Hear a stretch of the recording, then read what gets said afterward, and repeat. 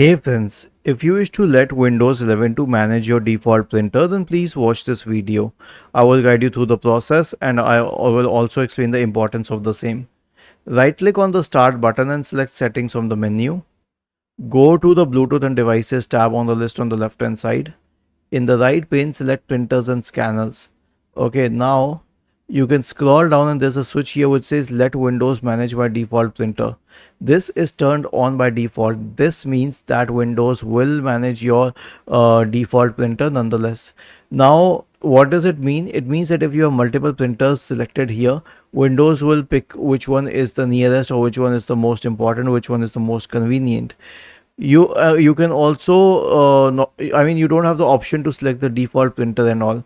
However, if you turn this switch off and then see what happens, you will have an option to set a default printer. Now Windows is not managing it, so I can set this one as a default printer.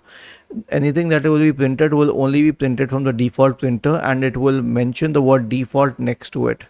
Okay, but I prefer to keep it on. Till date I have never had an issue with this setting. Was this helpful? If yes, then please subscribe to the channel.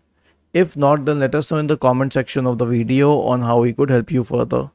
Thank you for watching this video and have a nice day.